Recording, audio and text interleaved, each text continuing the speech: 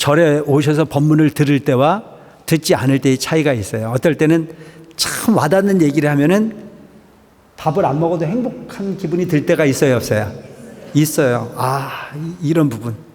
근데 이제 문제는 뭐냐면, 그래, 부처님의 공양은 정성이어야 양이 아니거든요. 그러니까 누구를 비교할 필요는 없어요. 내가 올린 부분에 가장 큰 정성스러움이면 그것으로서 충분히 공덕이 있다, 없다? 있다. 자신감을 가지라고요. 누가 어떤 분이 그런 질문을 했대요. 나는 정말 부처님 오신 날도 장엄하고 싶고 등도 많이 키고 싶고 정말 저렇게 많이 하시는 분들이 너무너무 부러운데 나는 그러지 못하다. 그래, 저렇게 많이 하시는 분들은 당당하게 절에 갈 수 있지만 난 그럴 수 있는 능력이 없으니 절에 가기가 부끄럽다. 그래, 절에 오기가 참, 절에 가면 기분은 좋아지는데 스님 보기도 미안하고 신도들 보기도 미안해서 가는 부분이 그렇게 조금 망설여진다, 뭐 이런 얘기를 했대요. 나는 그런 얘기를 한 적이 없는데, 많이 했다고 내가 막 그런 부분은 아니라, 단지 내 입장에서는 지금 이야기에 나오듯이 중생이 가지고 있는 부분이 소위 욕망이라고 하는 부분이 영원히 이어질 수 있는 욕망의 어떤 소위 잣대가 될 수 없으니 그 부분을 정성으로서 보다 더 큰 미래를 위해서, 보다 더 큰 정성을, 소위 불성을 위해서 마음을 내라고 하는 얘기 내가 했는지 모르겠어. 근데 돈의 액수만 가지고 복이 다르다는 얘기를 절대 안 했어요. 안 했죠? 내가 자다가 일어나서 했나 모르는데 내 정신 갖고는 그런 얘기는 해본 적이 없을 것 같아요. 항상 정성이라고 하는 부분이 중요한 부분이다. 그래서 부디 불쌍히 여기시어 받아 주옵소서. 중생의 공양을 불쌍히 여기서 받아달라. 그러니까 부처님께 올리는 부분은 공덕이 돼. 그러니까 부처님의 공양은 우리가 생각 잘해야 된다니까. 중생을 위해서 공양을 받으시는 거지. 그건 그래서 부처님 공양은 전번에도 얘기하지만 그렇게 얘기를 하잖아요. 벌이 꽃을 찾아가는데 벌이 꿀을 따잖아요. 그럼 꽃이 손해입니까? 꽃은 도둑질 당한 건가요? 계산을 한참 하셔야 돼? 벌이 꽃을 찾아가는데 벌이 꽃에서 꿀을 따잖아요. 그냥 꿀을 따는 게 아니고 벌은 그 꽃에 수정을 해줘요. 그리고 벌은 꿀을 얻고 꽃은 수정을 해요. 그러면 손해본 게 있어요, 없어요? 없죠? 꽃은 꽃대로 이익을 얻었고 벌은 벌대로 이익을 얻었잖아요. 요게 부처님 공양이어야 된다는 얘기입니다. 아시겠죠? 이제 좀 설명이 됐나? 손해가 없어야 돼. 그래서 벌이 꿀을 따듯 부처님에게 공양을 올려. 없어도 되는 거예요. 근데 그거 없으면 죽는다라고 하는 쪽에 생각을 하면 안 되죠. 죽으면 안 돼. 우리 살려고 왔으니까. 복은 받고 싶은데 욕심으로서 막 향해서 가다 보면 엄한 짓을 많이 하게 돼 있어.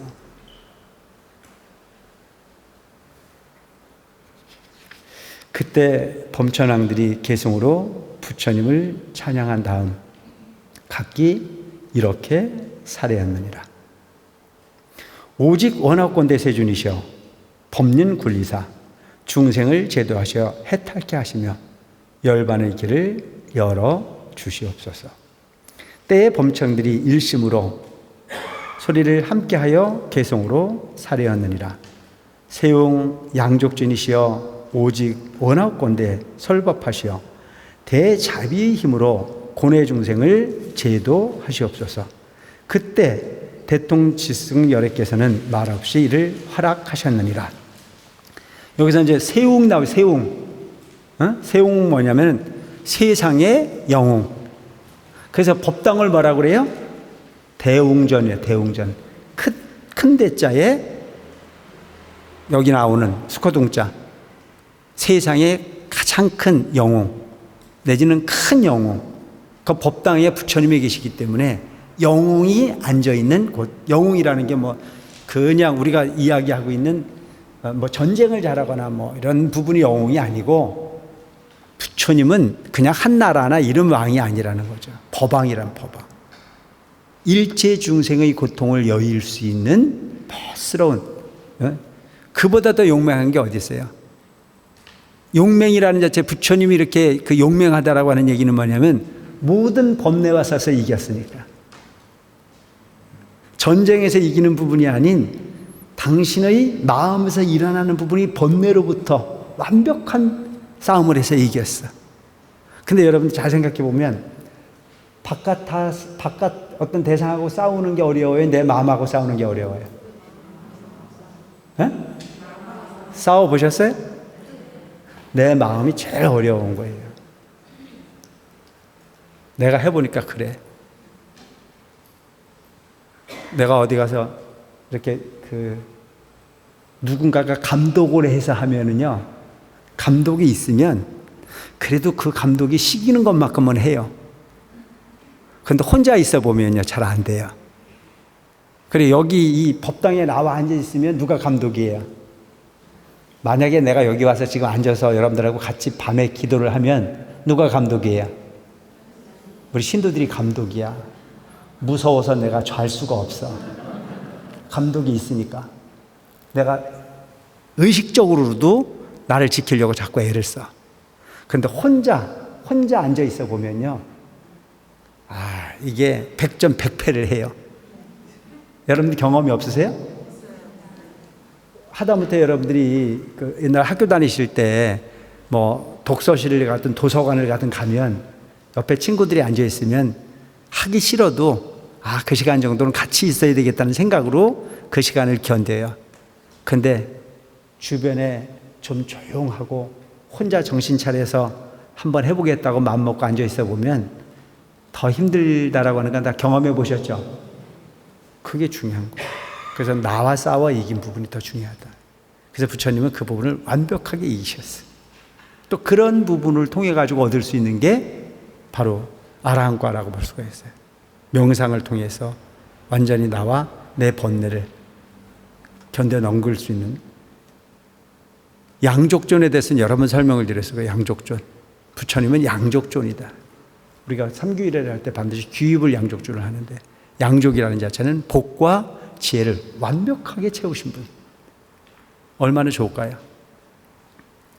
그냥 어떤 부분이 기울어지지 않아. 지혜도 부족하셨고 복도 부족하셨다. 오직 원하건대 설법하시어 중생을 위해서 설법을 하셔서 대자비 힘으로 고뇌 중생을 제도하옵소서. 부처님의 설법을 들으면 중생의 고뇌를 여일 수 있어. 근데 여러분들이 흔히 보면 절에 오셔서 법문을 들을 때와 듣지 않을 때의 차이가 있어요. 어떨 때는 참 와닿는 얘기를 하면은 밥을 안 먹어도 행복한 기분이 들 때가 있어요, 없어요? 있어요. 이런 부분. 근데 이제 문제는 뭐냐면 계율이라고 하는 부분을 듣고도 그것이 실행하지 못했을 때는 또 아는 건 못할 때도 있어요. 그죠? 차라리 절에를 안 갔으면 편한 건데 괜히 가가지고 좀 신경 쓰일 때가 있어. 난 이런 부분을 옛날에 세속에 있을 때 보면 항상 먹을 거 앞에 놓고 있으면 신경 쓰이더라고. 남들은 다 맛있게 먹을 수 있는데 나는 그 얘기를 들었기 때문에 먹을 수도 없고 안 먹자니 너무 나를 힘들게 하고 그런 경우가 있었어요. 여러분들 그런 경험 없어요? 나는 있었어. 특히 우리 어렸을 때 흔한 게, 그래도 요즘도 흔한 게 켄터키 치킨 아닌가요?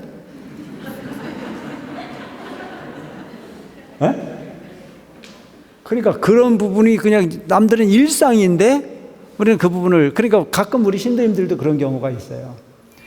스님, 나는 안 먹는데 우리 애들을 그렇게 좋아하니 저거를 안 사줄 수도 없고 사주자니 마음도 찝찝하고 안 사주자니 애들한테 미안하고 어떻게 해야 될지 모르겠어요 라고 그러는 경우가 있어요. 그것도 나한테 물으러 와요. 나보고 어쩌라고. 그러니까 가끔 이제 내가 그러죠. 그보다 딴 방법이 있으면 한번 연구해 보시고, 애들이 청 원하면 그냥 직접 어떤 걸 해주지는 말고 그냥 눈은 감아줘라. 방법이 없잖아요. 그때 대통지승열애께서는 말없이 이를 허락하셨습니다. 또 비구들이여 동남쪽 500만억 국토에 사는 여러 대범천왕이 각기 자기 궁전에 광명이 비춰짐이 예전에 없었던 것을 보고 뛸 듯이 기뻐하며 희유한 마음을 내어 곧 서로 찾아가 함께 이 일을 의논하였느니라. 때에 그들 중에 한 범천왕이 있었으니 이름이 대비였느니라. 그는 모든 범천 대중을 위하여 개성으로 말하였느니라. 이 일은 무슨 까닭으로 이 같은 현상이 나타나는가? 그의 모든 궁전의 광명은 예전에 없던 것이니 이는 대덕천이 나심인가? 부처님께서 세상에 출현하심인가? 일찍이 이 같은 상서를 보지 못하였네. 마땅히 일심으로 함께 찾을지니 천만학 국토 지나서라도 함께 이 광명을 찾을지로다. 아마도 부처님께서 세상에 출현하시어 괴로운 중생을 제도하셔 해탈케 하심이리라. 그때 500만억 범천 왕들은 궁전과 함께 각각 꽃상제에 온갖 하늘꽃을 가득 담고 함께 서북 쪽으로 가서 이 상서를 찾다가 대통지승열애께서 도량 보리수 아래 사저제에 앉아 계셨는데 하늘들과 용왕, 건달바, 긴나라, 마우라가 인비인 등이 공경하여 둘러서 있고 16왕자가 부처님께 법륜 굴리시기를 권청하는 걸 보았느니라. 여러분 이게 무슨 말씀이냐면 아까 이야기했던 그런 하늘 세계의 모든 존재들이 대통지승불이 빛을 깨달음의 빛을 안육달의 삼막삼불이 빛을 가하니까 그 빛이 모든 범천 모든 부분에 비춰지지 않는 곳이 없더라. 이 빛이 뭘까라고 빛을 찾아가 보면 거기에 누가 계셨어요? 대통지승열애가 계셨다. 부처님의 법광은 그런 거다. 모든 중생들이 마음을 가까이 있거나 멀리 있거나 그 빛을 모두가 다 볼 수 있고 그렇지 않습니까? 우리가 2500년 전 서가모니 부처님의 말씀을 듣고 지금도 우리가 감동을 해야 안 해야? 부처님 법을 몰랐을 때 이와 같은 근기를 몰랐을 때 내 마음은 깜깜했지 않나요? 에? 내 마음에 부처가 있는지 지옥이 있는지 몰랐잖아요.